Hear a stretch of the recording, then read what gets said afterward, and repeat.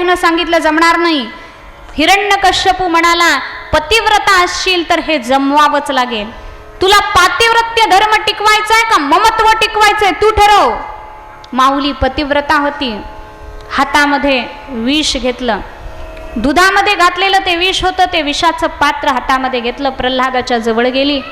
प्रल्हादाला म्हणाली, प्रल्हादा तुझी आई पराधीन आहे बाळ. एकीकडे पातिव्रत्य धर्माकर, मी भगवंताला प्रार्थना करेन की अशी आई कुठल्याही बाळाला कुठल्याही मुलाला भगवंतानी देऊ नये. तेव्हा प्रल्हादाने ते ऐकलं. प्रल्हाद म्हणाला, आई तू रडू नकोस. अगं आम्ही भगवंताचे भक्त आहोत, आमच्या भगवंताला विष प्यायची सुद्धा सवय आहे. भोले बाबांनी समुद्र मंथनात विष पिलं होतं. म्हणे मला काही होणार नाही आई. म्हणून आईच्या हातातनं विषाचं पात्र काढून घेतलं, गटगट गटगट सगळं विष पिऊन टाकलं. कयाधू बेशुद्ध पडली. प्रल्हादाला मात्र काहीही झालेलं नव्हतं. कयाधूला पुन्हा मुखावर पाणी शिंपडून सावध केलं. प्रल्हादाला जसंच्या तसं बघितल्यावर कयाधूनं घट्ट मिठी मारली आणि कयाधू म्हणते, बाळ तुझं संरक्षण करणारा साक्षात नारायण आहे. मीराबाईला सुद्धा विष पाजलं होतं.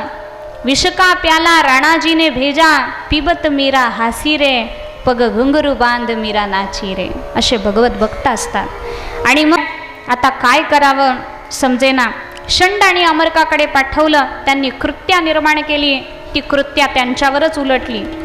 प्रल्हादाला समुद्रामध्ये फेकून दिलं, वरून पर्वत लावली, तरीही काही उपयोग झाला नाही. मग हिरण्यकश्यपूला षंड आणि अमरकांनी सांगितलं, सध्या शुक्राचार्य गावाला गेलेले आहेत, ते येईपर्यंत आपण थांबू, तोपर्यंत प्रल्हादाला वरुण पाशामध्ये बांधून टाकू. प्रल्हादाला वरुण पाशामध्ये बांधून टाकण्यात आलं आणि षंड आणि अमरक गावाला निघून गेले, गावाच्या बाहेर निघून गेले. आणि प्रल्हादाच्या बरोबर जे असुर बालक होते ते प्रल्हादाला म्हणायला लागले, प्रल्हादा आमच्या बरोबर तू खेळावंस अशी आमची इच्छा आहे. प्रल्हाद म्हणाला, तुम्ही सगळे इथं येऊन बसा, मी तुम्हाला वेगळा खेळ शिकवतो म्हणे. मग सगळे समोर येऊन बसले. प्रल्हादांनी सांगितलं, सगळ्यांनी हात जोडा. सगळ्यांनी हात जोडले आणि हात जोडल्यावर प्रल्हाद म्हणाला, मी म्हणतो तसं म्हणा, श्री नारायण जय नारायण, जय जय नारायण नारायण. आणि सगळ्या असुर बालकांना नामस्मरण करायला शिकवलं. सगळे नामस्मरण करायला लागले. प्रल्हादांनी त्यांना उपदेश केला, कौमार आचरेत प्राज्ञो धर्मान भागवतानिह, दुर्लभम मानुषम जन्म तदप्य ध्रुवमर्थदम. आणि मग सगळ्यांना सांगितल्याबरोबर, उपदेश केल्याबरोबर तो उपदेश अंतःकरणामध्ये ठसला गेला. प्रल्हादांनी सांगितलं, तरुण वयापासूनच परमार्थाला सुरुवात करावी. म्हातारपणी परमार्थ करू असं म्हणणाऱ्याकडून काही होत नसतं.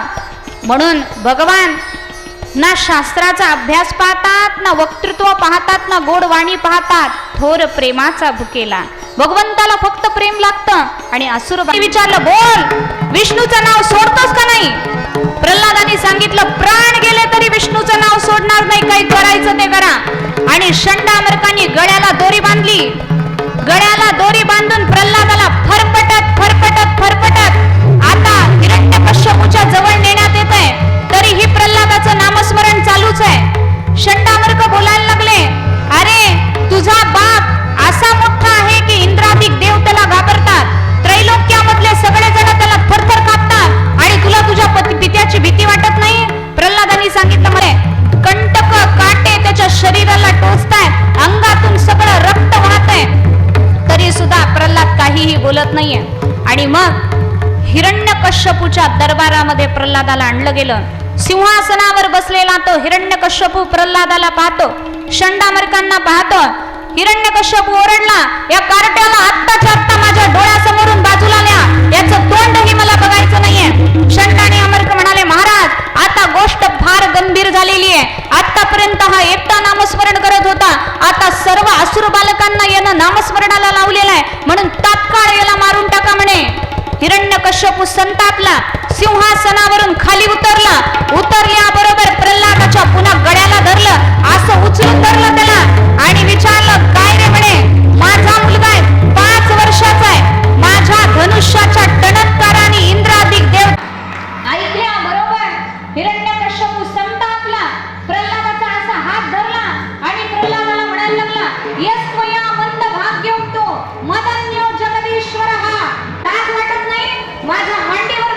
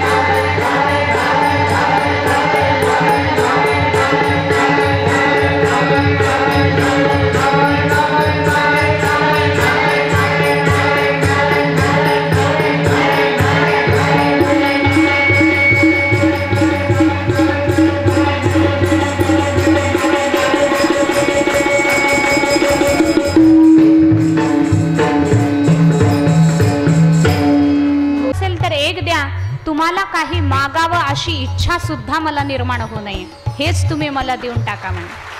काय सुंदर वरदान आहे. देवाकडे काही मागण्याची इच्छा. अरे वेडायस म्हणे युधिष्ठिरा, त्या प्रल्हादासाठी एकदा तरी परमात्मा प्रगट झाले. यूयं नृलोके बत भूरी भागाः लोकं पुनाना मुनयोभियन्ति येषां गृहाणां वसतीति साक्षात गूढं परम ब्रह्म मनुष्यलिंगम. तुमचं भाग्य प्रल्हादापेक्षा कितीतरी मोठं आहे पांडवांनो. तुमच्यासाठी तर परमात्मा सदैव हजर आहे, म्हणून तुमचं भाग्य मोठं आहे. अशा पद्धतीनं प्रल्हादाचं चरित्र सांगितलं. त्यानंतर ब्राह्मणाचे कर्म, क्षत्रियाचे कर्म, वैश्य शूद्र यांचे कर्म काय काय आहेत ती कर्म सांगितली, म्हणजे कर्तव्य कर्म केलेलं आहे. आणि शुक्राचार्यांनी सांगितलं की बळी तू यांना अजिबात भूमी देऊ नको, कारण येश वैरोचने साक्षात भगवान विष्णुरव्ययः. हे प्रत्यक्ष भगवान विष्णू आहे. बळीराजा म्हणाला आता मी देण्याचं कबूल केलंय, आता मी परत माझ्या वचनापासून मागं फिरणार नाही, कारण वचना फिरती अधमजन. शुक्राचार्यांनी शाप देऊन टाकला की तू ऐश्वर्यापासून भ्रष्ट होशील. आणि मग बळीराजाने हातामध्ये पाणी घेतलं आणि संकल्प केला, मी विरोचनाचा पुत्र बली आत्ता असा संकल्प सोडतो की या बटूला म्हणजे ब्राह्मणाला मी 3 पावलं भूमी दान करतोय. असं म्हणून त्यानं पाणी सोडलं. आणि सोडल्याबरोबर इथं बळीराजाची आई होती, तिला समजलं होतं की आपला पुत्र हा साक्षात विष्णूला जमीन देतोय, 3 पावलं भूमी देतोय. आणि मग त्या बळीराजाची आई तिथं आली, तिला खूप आनंद झाला आणि बळीराजाकडे बघून म्हणते, अच्छा हुआ जो नहीं गई मैं विरोचन के साथ. विरोचन तिचा पती आहे. पूर्वी काय व्हायचं, पती गेल्यानंतर बायका सती जायच्या, पण ती नाही गेली. तर ती म्हणते, अच्छा हुआ जो नहीं गई मैं विरोचन के साथ, ऐसा पूत पैदा हुआ जिसे प्रभु पसारे हात. असा मुलगा माझ्या पोटाला आला की प्रत्यक्ष भगवंतानी त्याच्या समोर हात पसरावे आणि त्यानं दान द्यावं. आणि मग बळीराजानं जसा संकल्प सोडला, संकल्पाचं पाणी खाली पडल्याबरोबर छोटेसे 8 वर्षीय रूपाचे वामन एकदम आकाश एवढे मोठे व्हायला लागले. अद्भुत असं रूप मोठं वाढायला लागलं. एका पावलामध्ये पृथ्वी व्यापून घेतली. स्वर्गाधिक सगळे लोक एका पावलामध्ये व्यापले. बळीला विचारलं, बोल 3रा पाऊल कुठं ठेवू? नरकात जाशील म्हणे. वचनापासून फिरलास, 3 पावलं भूमी सुद्धा देऊ शकला नाही. बळीराजा म्हणला, मला नाही नरकात जायची भीती वाटत, मी स्वतःला तुम्हाला समर्पित करतो. 3रं पाऊल माझ्या डोक्यावर ठेवा म्हणे प्रभू. आणि मग भगवंतानी 3रं पाऊल बलीला स्वतःच्या ताब्यामध्ये घेतलं, पाताळामध्ये घालून टाकलं. आणि बळीराजाकडे प्रत्यक्ष परमात्मा द्वारपाल म्हणून राहिले. द्वारपाल म्हणून राहिल्यानंतर लक्ष्मीनं वाईट वाटलं, लक्ष्मीला भगवान परत यावे म्हणून बळीराजाकडे गेली, राखी बांधली. आणि बळीराजाने विचारलं की तुम्हाला काय पाहिजे ओवाळणी? तेव्हा लक्ष्मीनं सांगितलं, तुमचा द्वारपाल मला पाहिजे. द्वारपाल पाहिजे म्हणल्याबरोबर पुन्हा विष्णू लक्ष्मीला मिळाले. अशा पद्धतीची कथा या अष्टमस्कंदामध्ये वर्णन केली आहे. पुढं मत्स्य अवताराचं चरित्र वर्णन केलेलं आहे आणि अष्टमस्कंदाला पूर्णविराम दिलाय. नवमस्कंद हा ईशानू कथा नावाचा स्कंद आहे. या स्कंदामध्ये रंती देवाचं चरित्र आहे, सुंदर असं अंबरीशाचं चरित्र आहे. त्यानंतर रामप्रभूचं चरित्र 3 अध्यायामध्ये वर्णन केलेलं आहे. गंगा मृत्यू लोकावर कशी काय आली त्याचंही वर्णन केलेलं आहे. अशा सुंदर कथांनी नटलेला हा ईशानू कथा नावाचा स्कंद, त्या नवमस्कंदाला प्रणाम करू. आणि आता आपण दशमस्कंदामध्ये भगवंताच्या प्रागट्याकडे वरू. दशमस्कंदाचं पुराण लक्षण आहे स्थान, आश्रय. त्याच्यामध्ये भगवत स्वरूपाचा आश्रय कसा करावा याचं फार सुंदर वर्णन केलेलं आहे. श्रीधराचार्यांनी मात्र याचं पुराण लक्षण निरोध असं मांडलेलं आहे. जेव्हा नवमस्कंदाची कथा झाली, नवमस्कंदाच्या शेवटी शुकाचार्यांनी परीक्षित राजाला थोडक्यात कृष्णचरित्र सांगितलं. आणि कृष्णचरित्र थोडक्यामध्ये सांगितल्याबरोबर परीक्षित राजा म्हणतो की शुकाचार्य, माझी तृप्ती नाही झाली, मला कृष्णचरित्र विस्ताराने ऐकायची. अतिशय तप्त झाली म्हणे. भूमीवर पापाचा खूप भार माजला आणि ती भूमी अतिशय त्रस्त झाली. ब्रह्मदेवाकडे गेली. लोक विचारतात, का म्हणे एवढे सगळे देश पडलेत, देवाला काही भारतातच अवतार घ्यावा वाटतो, अमेरिकेत का नाही अवतार होत? चीनमध्ये का नाही अवतार होत, इथंच कस काय अवतार होतात? त्याचं कारण असं आहे, जम्बूद्वीपामध्ये पृथ्वीचा सर्वात सुकोमल भाग जो आहे तो भारतामध्ये आहे. इथं सर्वात कोमल पृथ्वी आहे. म्हणजे पृथ्वी म्हणजे तुम्ही जमीन मानू नका, पृथ्वी ही देवता आहे, पृथ्वी ही आपली माता आहे आणि तिचा सर्वात कोमल भाग. माझ्यावर खूप पापी माजलेले आहेत, भगवंता काही करा आणि महाविष्णूंना याची कल्पना द्या. ब्रह्मदेवानी ते मान्य केलं. ब्रह्मदेवांनी सगळ्या देवांना बोलवलं आणि सगळे देव मिळून क्षीरसागरावर गेले. तो क्षीरसागर कसा होता?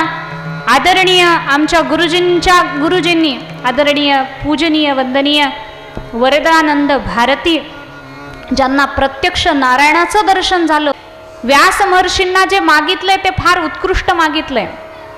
शंकराचार्य म्हणतात, व्यास महर्षी माझ्यावर तुम्ही प्रसन्न असाल तर माझ्यावर एवढी कृपा करा की तुम्ही लिहिलेलं जे भागवत आहे त्या भागवतातले 2 श्लोक तरी मला समजावेत.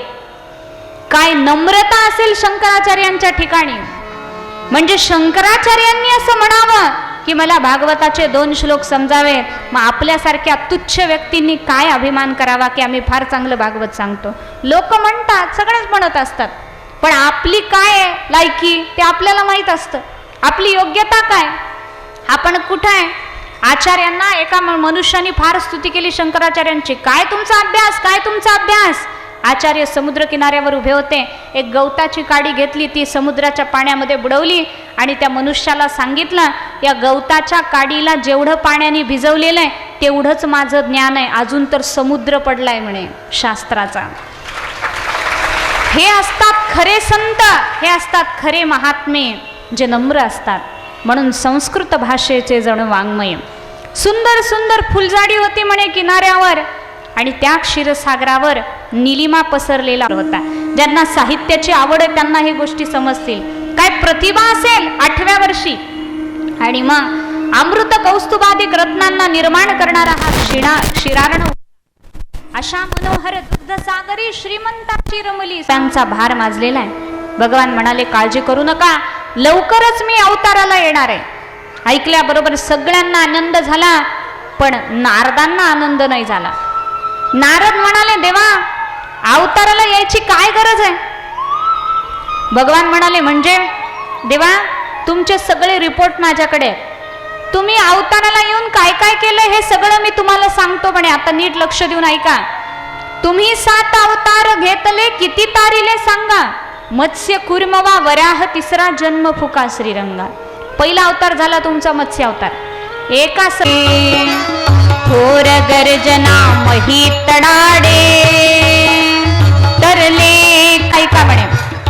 केवढं मोठं आडंबर तुम्ही केलं. थोर गर्जना केली मोठ्यानं, पृथ्वी काय हलायला लागली आणि अशा अवस्थेमध्ये आम्हाला वाटलं आलाय तशा 1,00,000-2 लाख मुलांचा, विद्यार्थ्यांचा, तरुणांचा, म्हाताऱ्यांचा उद्धार करून जाताय का काय. कशाचं काय म्हणे, तरले एकच पोर बापुडे. एका प्रल्हादाचा उद्धार केला आणि गेलात निघून म्हणे. म्हणून नरसिंह अवतारही तुमचा वाया गेला. पुढे ऐका म्हणे देवा, पुढे बोलण्या सोयच नाही, तुम्हीच केली भिक्षा देहे, नाव कशाला उद्धाराचे, अधपतन केले तबलीचे. देवा पुढे बोलायला सोयच ठेवली नाही म्हणे. बलीच्या मागात गेला, बरीच्या दारात गेला, ओम भगवती भिक्षा देही, बळी भिक्षा दे, भिक्षा दे. 3 पावलं भूमी मागितली. एवढा मोठा परमात्मा पण भिकारी झाला बळीराजाकडे. बर ज्यानं आपलं सर्वस्व दिलं त्याच्यावर प्रेम तरी करायचं, त्यालाच पाताळात घालून टाकले. म्हणून तोही अवतार वाया गेला म्हणे देवा. आता पुढचं ऐका. ज्याने वधिली आपुली आई, इच्छावे त्याकडून काही, उद्धाराच्या कामासिया, रागीट माणूस अगदी वाया. पुढं म्हणे देवा तुमचा अवतार झाला परशुराम. त्या परशुराम अवतारामध्ये तुम्ही तुमच्या आईलाच मारून टाकलं. मग जो आईला मारतो तो दुसऱ्याचं काय संरक्षण करणार तेव्हा. म्हणून परशुराम अवतार हे वाया गेला म्हणे देवा. पुढं काय केलं ऐका. 5 5-6 पुढच्या अवतारी, तारियले नल अंगद शबरी, पवनात्मज सुग्रीव विभीषण, येथ संपले तव रामायण. तेव्हा 5-6 पुढचा अवतार झाला. त्याच्यामध्ये नल, अंगद, शबरी, पवनात्मज, सुग्रीव आणि विभीषण एवढ्यांना तारलं आणि तुमचं रामायण संपलं म्हणे. तेव्हा म्हणून हे सगळे अवतार वाया गेले, आम्हाला नाही आवडत म्हणे ते अवतार. बघा जरा, वैकुंठात मंदिरं शून्य झालेली आहेत, यमाचं नगर मात्र, नरक मात्र गजबजलेलं आहे म्हणे. आणि हे नारदांचं भाषण ऐकलं लक्ष्मीला राष्ट्रांचा म्हणे कसं काय, हाच कुणाला संत होऊ देत नाही.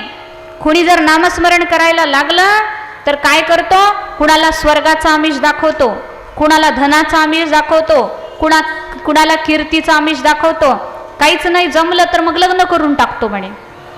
मग लग्न जर करून घेतलं या ना, मग झालं तो कायमच विसरतो देवाला. म्हणून आज कुणाला संत होऊ देत नाही ऐसा आहे. आणि असं आहे, जे पथ्यानं वागतात, महोत्सव तुम्हा तारावया ये हरी, पापी ही असला परी कुणी जरी सेवील भावे पदा, होवोनी परिहार मागील पुढे येतील नापदा. आत्ताच जाऊन सांगतो म्हणे लोकांना, सगळ्यांनी काल रात्री नाचण्याची प्रॅक्टिस केलेली आहे ना भरपूर, हो म्हणतात बघा सगळे. तेव्हा राधा म्हणाली, देवा मला तुमच्याशिवाय राहायची सवय नाही आहे, मलाही तुमच्याबरोबर घेऊन चला. भगवान म्हणाले ठीक आहे तूही चल. असं म्हणल्याबरोबर राधेनं उत्तर दिलं की देवा, जिथं गोवर्धन नाही, जिथं यमुना नाही, तिथं राधा येत नसते. म्हणून भगवंतानी गोलोकामधून 84 कोसाचा गोवर्धन भारतामध्ये आणला, लक्षात ठेवा. आता तो कमी कमी व्हायला लागलाय, कारण सगळे जातात आणि त्याच्यावरची किलोनी माती घेऊन येतात. घरी गोवर्धनाची माती असावी, गोवर्धनाची माती असावी. अरे त्याला इथून स्मरण करून नमस्कार केला तरी तेवढंच पुण्य मिळणार आहे. आपल्या स्मृती आपण जपल्या पाहिजे. तुम्ही पंढरपूरला या, 7 मजल्यावर फिरताना लोक प्रत्येक जण आपलं नाव लिहून जातं तिथं. काही कारण आहे का असं करण्याचं? बघा सगळं भरलेलं आहे. बसल्या बसल्या एसटीची सीट फाडायचे, उगीच कारण नसताना. म्हणे सरकारची संपत्ती आहे, गेली तर जाऊ दे वाया. म्हणजे किती दुष्टपणा आहे हा. आपण शुद्ध करायचं बाजूला राहिलं, स्वच्छ ठेवायचं बाजूला राहिलं, ते घाण करून जायचं आपण. म्हणून 84 कोसाचा गोवर्धन पर्वत आणला आणि त्यानंतर भगवंतांनी सांगितलं की माझ्या कलास्वरूप असणाऱ्या शेषानं रोहिणीच्या उदरामधून अवतार घ्यायचा आहे, लक्ष्मीनं भीष्मकाच्या घरी अवतार घ्यायचा आहे, पार्वतीनं जांबवती रूपाने अवतार घ्यायचा आहे, तुलसीनं सत्या व्हायचंय, पृथ्वीनं सत्यभामा व्हायचंय, यज्ञ पुरुषाची पत्नी दक्षिणा ही लक्ष्मणा होईल, गंगेनं मित्रवृंदेचा अवतार घ्यायचा आहे, माझे सखा वगैरे सगळे आता अवताराला येण्यासाठी सिद्ध होतील म्हणे. आणि त्या तत्पूर्वी भगवंतानी अवताराला येण्यापूर्वी राधा म्हणाली की देवा आधी मी अवताराला जाते, मग तुम्ही अवताराला या. हे ऐकल्यानंतर परमात्मा प्रसन्न झाले, कारण आधी भक्ती यावी लागते, मगच भगवान येत असतात. म्हणून राधेला सांगितलं, राधे अवताराची सिद्धी काय, तू आता अवताराला. सोमवारच्या दिवशी भाद्रपद महिना अष्टमी तिथी आणि सोमवारचा दिवस या पवित्र दिनी राधा माता प्रगटली. बोलिये राधा रानी की जय. मीठे रस से भर्योड़ी राधा रानी लागे, राधा रानी लागे, मणे कारो कारो जमुना जीरो पानी लागे.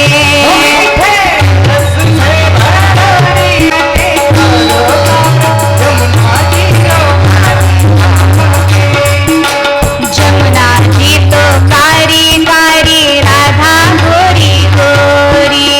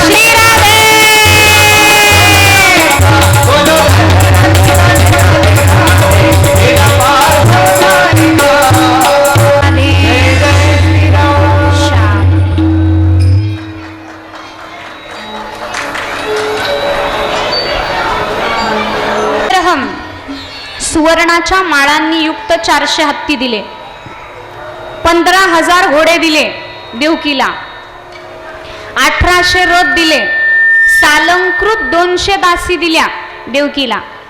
एवढं सगळं दिलं. मी एकदा भागवतात असं सांगितलं आणि एक म्हातारी काठी टेकत टेकत आली. ती जरा शिकलेली होती, त्यामुळं तिचं जास्त डोकं चालत होतं. ती म्हणाली, काय ग म्हणे, काही सांगतेस म्हणे तू भागवतात. मी म्हणाल काय झालं आजी. ती म्हणाली की एवढे कधी कोण देत असते काय, 200 दासी, एवढा दरिद्री भारत म्हणे. असे शब्द भारताविषयी भारतात राहून, भारतात एवढं कुठे म्हणे द्यायला. 200 लोकात तर लग्न उरकतं. रजिस्टर केलं तर फारच चांगलं, मग कोणच लागत नाही. आणि सुवर्णाच्या माळांनी 400 हत्ती, सोन्याच्या माळा घातलेले, 15,000 घोडे, 1800 रथ, सालंकृत 200 दासी. खोट आहे म्हणे हे भागवतातलं. भागवताला खोटं करायला लोक कमी करत नाही, पण एवढी संपत्ती भारतामध्ये होती, त्याचं प्रमाण आत्ता सुद्धा आपल्याला पाहायला मिळेल. आपल्या पद्मनाभ मंदिराची केरळच्या संपत्ती उघडली होती. काय संपत्ती होती हो, सगळ्या जगाचे डोळे फिरले होते ते सोनं बघून. असे कितीतरी मंदिर असतील अजून ज्याच्यामध्ये एवढं मोठं सोनं असेल, एवढं भांडार भरलेलं असेल. म्हणून मी नेहमी कथेत सांगत असते, भारताला गरीब, ओ भारत देश है मेरा, ओ भारत देश है मेरा, अहिंसा और धर्म का पग पग लगता डेरा, ओ भारत देश है मेरा, ओ भारत देश है मेरा.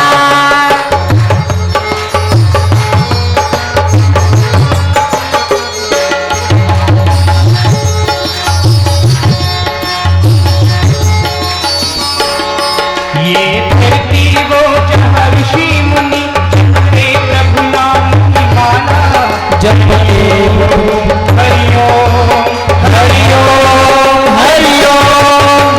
हरे बालक एक मोहन है, राधा एक बाला, एक बाला. जहाँ सूरज सबसे पहले आकर डाले अपना फेरा, भारत देश है मेरा, ओ भारत देश है मेरा.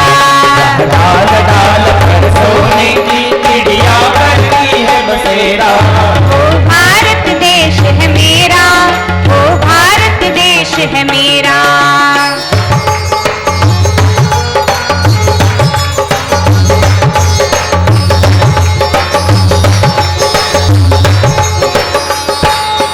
जहाँ गंगा जमुना कृष्णा और कावेरी बहती जाए, हरिओम हरिओम हरिओम हरिओम. पश्चिम उत्तर दक्षिण को अमृत पिलवाए, को अमृत पिलवाए. जल फल और फूल उगाए, केसर कहीं बिखेरा, भारत देश है मेरा, ओ भारत देश है मेरा. सत्य अहिंसा और धर्म का पग पग लगता डेरा, भारत देश है मेरा, ओ भारत देश है मेरा.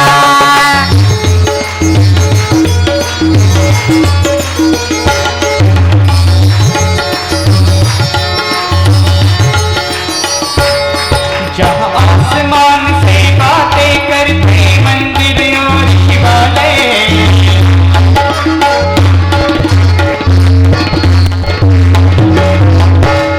जहाँ आसमान से बातें करते मंदिर और शिवालय.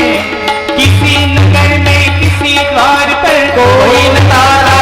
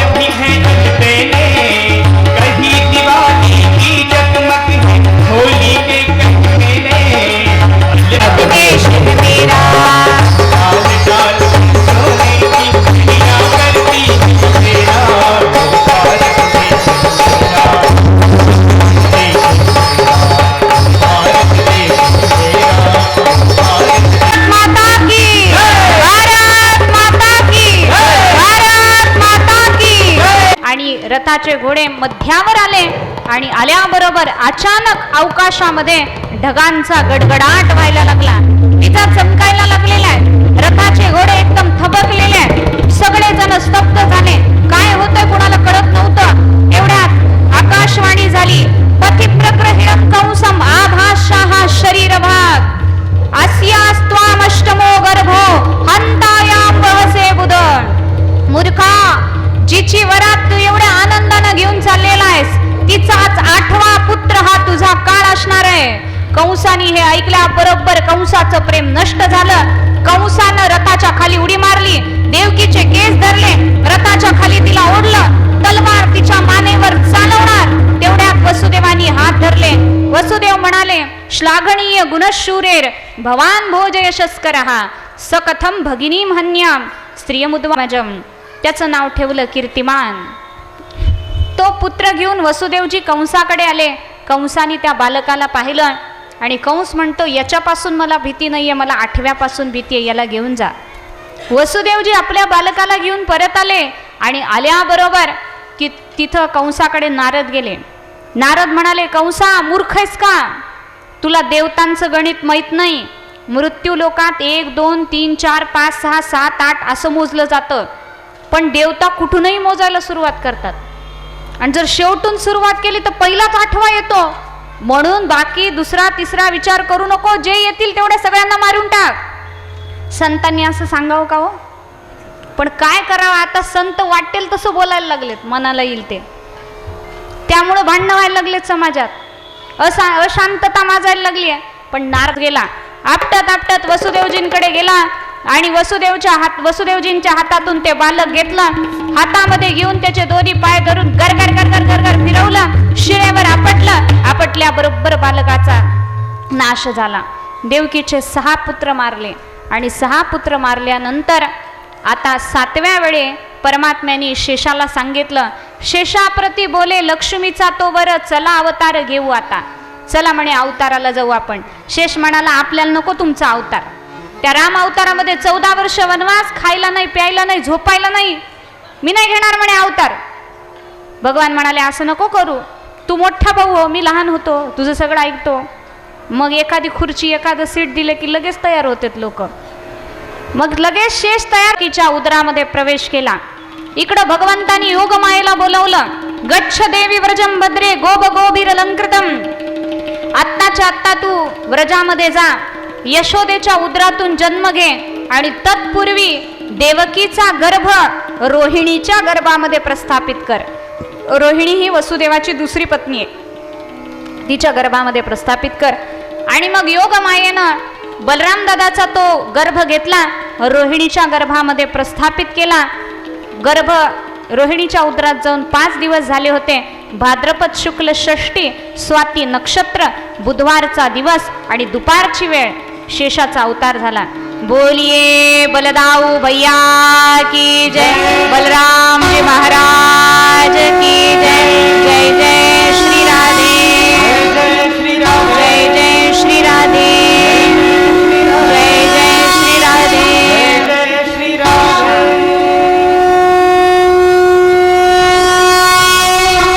आता भगवंतानी यायचं ठरवलं. भगवान अपि विश्वात्मा भक्तानाम भयंकरः आविवेशांश भाग. सुंदर कालावधी आला होता.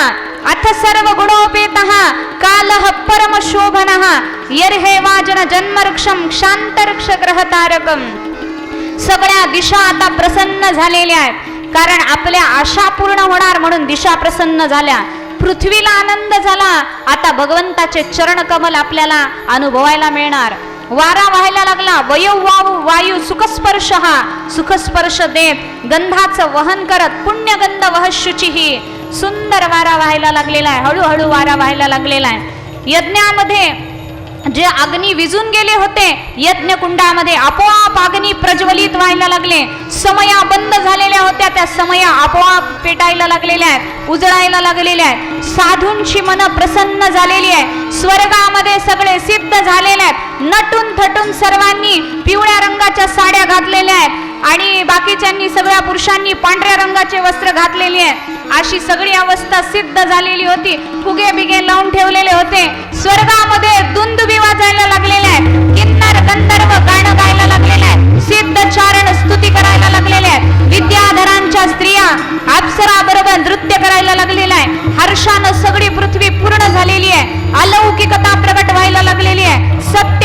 युगाशिवाय ध्यान प्रकट व्हायला लागलेलं आहे, त्रेता युगाशिवाय यज्ञ प्रकट व्हायला लागलेले आहेत, कलियुगाशिवाय कणाकणामधून नाम संकीर्तन ऐकू यायला लागलेलं आहे, वसंत ऋतूशिवाय नवमल्लिकादी पुष्प उमलायला लागलेले आहेत, ग्रीष्माशिवाय आंब्याचं पिकणं सुरू झालेलं आहे, शरद ऋतूशिवाय जलाची शोभा वाढलेली आहे, शिशिराशिवाय कुंद पुष्प वाढलेली आहे, सर्व ग्रहांची शुभ स्थिती झालेली आहे, गुरु शिवाय भगवत स्फूर्ती व्हायला लागलेली आहे आणि अनंत कोटी ब्रह्मांड नायक आता कारागृहामध्ये शंख चक्र गदा पद्म धारण करून प्रगट झालेले आहेत. बोलिये गोपाल कृष्ण भगवान की जय. की जय. मोर मुकुट बंसी वाले गोपाला गोपाला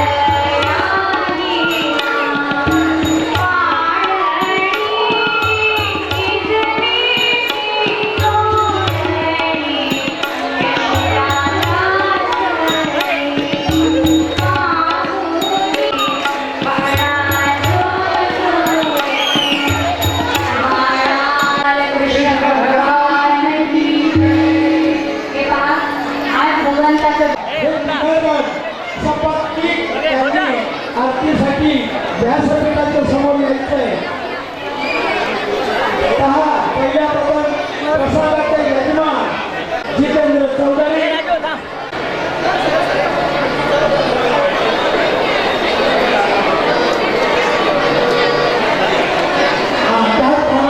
भक्त प्रल्हादाच्या चरित्रामध्ये किंवा